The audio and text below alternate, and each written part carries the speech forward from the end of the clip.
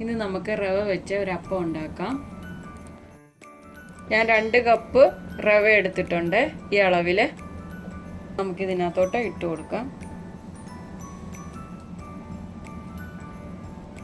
ഇതിൻ്റെ കൂടെ 4 table spoon മൈദ,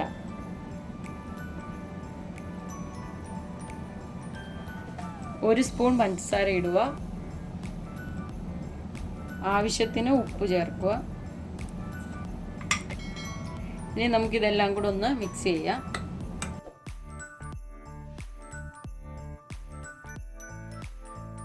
ഇനി നമുക്കിതിന് 1 കപ്പ് വെള്ളത്തിൻ്റെ ആവശ്യമുണ്ട്. ആദ്യമേ നമുക്ക് 1/2 കപ്പ് വെള്ളം ഒഴിച്ച് ആദ്യമേ ഒന്ന് നോക്കാം.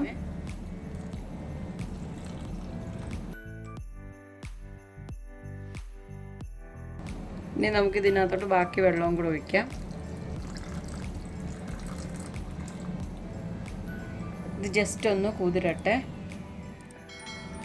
ഇതിപ്പോൾ 2 മിനിറ്റ് ആയി. ഇനി നമുക്കിതൊന്ന് മിക്സിയിൽ അരയ്ക്കാം. ഇനി നമുക്കിത് മിക്സിയുടെ ജാറിലോട്ട് ഇട്ട് കൊടുക്കാം.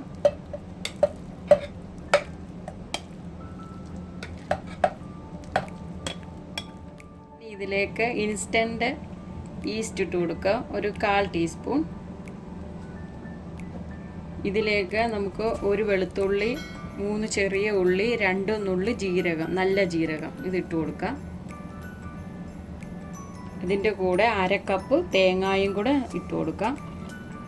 ഞാൻ ചെറിയ ചൂടുവെള്ളമായിരുന്നു കുതിർക്കാൻ വേണ്ടി വെച്ചിരുന്നത് റവയിൽ.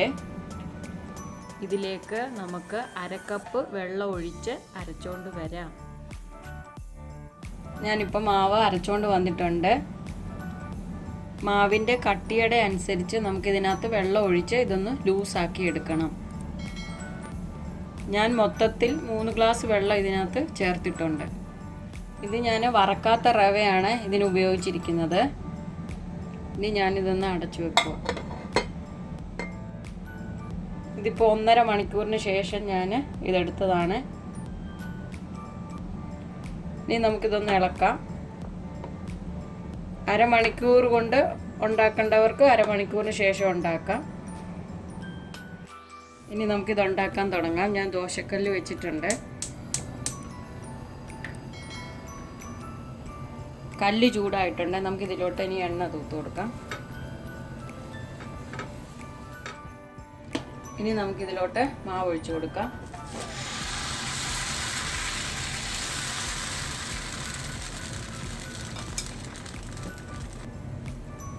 ഇനി നമുക്കിതൊന്ന് അടച്ചു വെച്ച് വേവിക്കാം.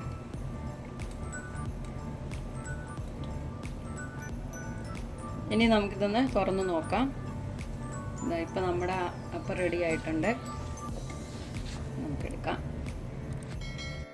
വീണ്ടും നമ്മൾ എണ്ണ തൂത്തിട്ടുണ്ട്. ഇനി നമുക്ക് മാവ് ഒഴിക്കാം.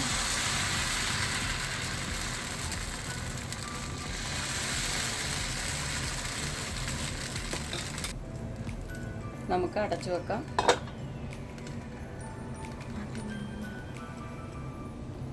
ഇനി നമുക്കിതൊന്ന് എടുത്ത് നോക്കാം. ഇതാ നമ്മുടെ അപ്പം റെഡി ആയിട്ടുണ്ട്. ഇനി നമുക്ക് വീണ്ടും അതുപോലെ എണ്ണ തൂക്കാം.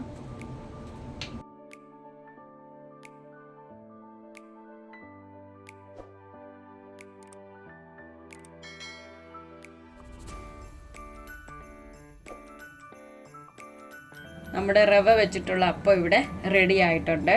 വളരെ പെട്ടെന്ന് ഉണ്ടാക്കാവുന്ന ഒരു അപ്പമാണിത്. ഇത് വളരെ നല്ല സോഫ്റ്റ് ആയിട്ടുള്ളൊരു അപ്പമാണ്. നമുക്ക് വേഗം ഉണ്ടാക്കാൻ പറ്റുന്ന ഒരു റവ വെച്ചിട്ടുള്ള ഒരു അപ്പമാണിത്. ഇതിൻ്റെ കൂടെ നിങ്ങൾക്ക് ഇഷ്ടമുള്ള ഏത് കറി കൂട്ടി വേണമെങ്കിലും ഇത് കഴിക്കാം. ഈ വീഡിയോ ഇഷ്ടപ്പെട്ടെങ്കിൽ ലൈക്ക് ചെയ്യുക, ഷെയർ ചെയ്യുക, സബ്സ്ക്രൈബ് ചെയ്യുക. എല്ലാവരും ഈ റവ വെച്ചിട്ടുള്ള അപ്പം ഒന്ന് ഉണ്ടാക്കി നോക്കുക.